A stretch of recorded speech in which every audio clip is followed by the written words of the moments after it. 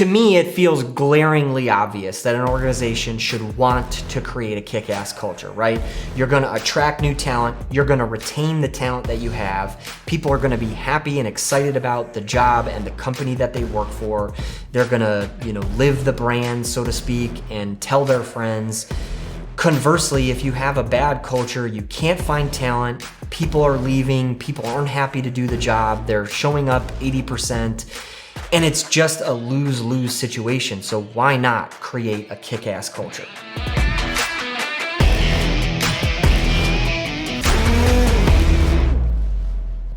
In this video, we're gonna be talking about something that, I'm even a little bit fascinated that we've been able to create what we have here with our culture, but it's just the work of listening to what people want, being a good human, being empathetic in business, and understanding the wants and needs of everyone involved, and then doing the right thing, doing the good things for everyone, creates this awesome culture that I think all businesses should have. I'm Stephen Taylor, this is WeeklyST. For the last 10 years, I've been building a couple $1 million cybersecurity IT support company here in Chicagoland.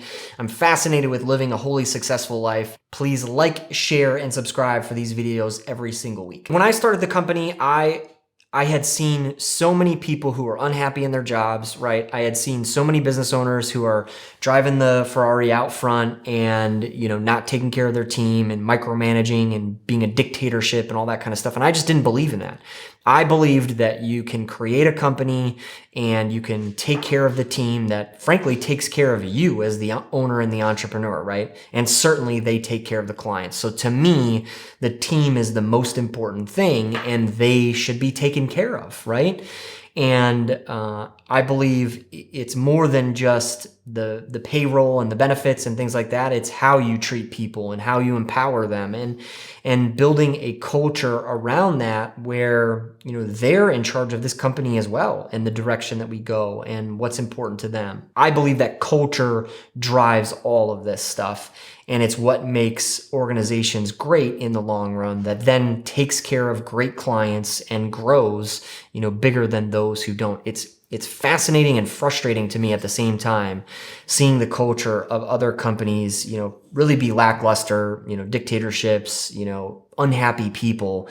And I'm surprised that they're still in business. The greatest examples of horrible culture are these big Fortune 500 companies, right?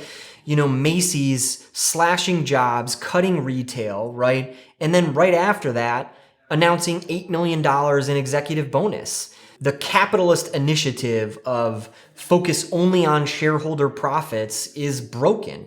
The system is pushing everything towards that we have to have shareholder value, right? Our stock price has to go up and we have to only pay our executives super well to keep them invested and interested in the business. Everything else suffers. The clients suffer, the product suffers, and their teams suffer to the nines, right? Thousands of jobs lost, retail stores shut down, right? The products or services of these bigger businesses suffer, right?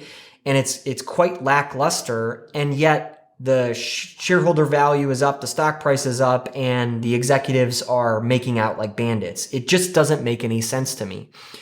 And it's done in small business too, right? I see it in other businesses, in other organizations, right? Let's drive 20% profit. How do we do that? Well, let's cut some jobs or cut back on salary. Let's cut back on benefits. Let's cut back on the perks so that we can drive this profit margin up. We have a healthy profit margin as a business and we're doing great things by our team and by our clients. It's not that hard to do both, or to do all of these things and to do good on good on good. And guess what? It brings more good. Dan Price of Gravity Payments has built a business on this same idea. He instituted a minimum salary for all employees, almost 200 now, of $70,000 a year. That's their minimum salary. Hugely impactful when you consider that, what's minimum wage, $15 an hour, whatever it might be, right? Every single employee in this company at a minimum makes $70,000 a year. And they've done this for a few years now, and the data is amazing. Their company is growing. by leaps and bounds. They're adding more employees, right? Their customers love them. Their people are happy and taken care of. They're becoming debt-free. They're going out and starting a family, buying homes, right? All of these things are good for our economy. It's good for business. It's good for the clients. It's good for everyone involved. So it's just fascinating to me that more and more companies aren't kind of following in the same fashion. Everyone should win. I'm not saying that executives can't get paid. We've for years done it differently, and we're always improving upon what we do. We give a competitive salary. We pay 100% of the medical, dental, life, and vision benefits for our team. I've just believed that health care and health insurance is super expensive, and so I don't kind of pass the buck to our team. I take care of that for us, for them, because I also believe in health and wellness. It's super important. It's part of our company values and our culture. You know, we have a bonus system where the team is empowered to attaboy and give pats on the back to their fellow colleagues.